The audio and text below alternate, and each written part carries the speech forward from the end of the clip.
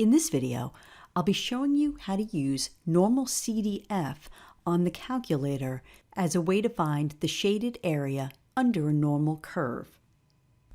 For normalcdf, the general format is the lower z-score, comma, the upper z-score. In the first example, you're asked to find the area under the curve to the right of the z-score 2.01. The lower z-score in the scenario would be 2.01. There is no upper score, so you would use infinity.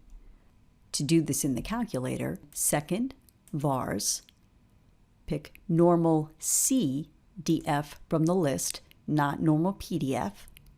In the field for the lower score, type in 2.01. To get positive infinity, there's an EE above the comma.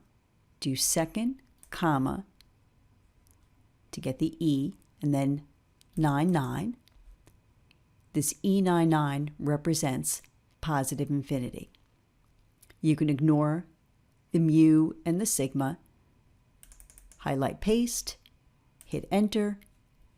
See how it says that you're trying to find the area under the normal curve from 2.01 to infinity.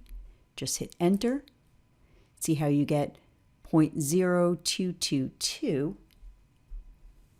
Be prepared to write this as a percent. Move the decimal point over 2 places. The area to the right of z is equal to 2.01 is 2.2%. In the next example, you're asked to find the area to the left of z is equal to negative 0.75. In this example, the lower z-score would be negative infinity, and the upper z-score would be negative 0.75. Again, second, vars, normal CDF.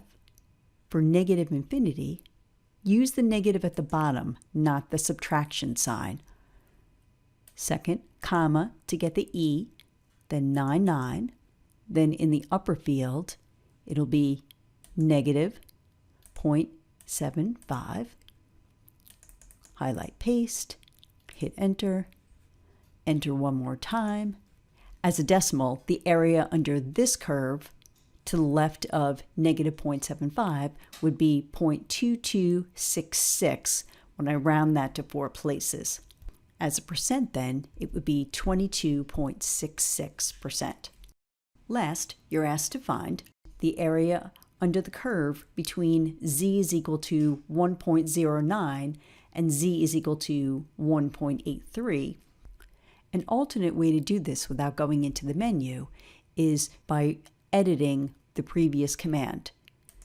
Second, entry, then use the left arrow key to move over and type over 1.09 is the new lower score.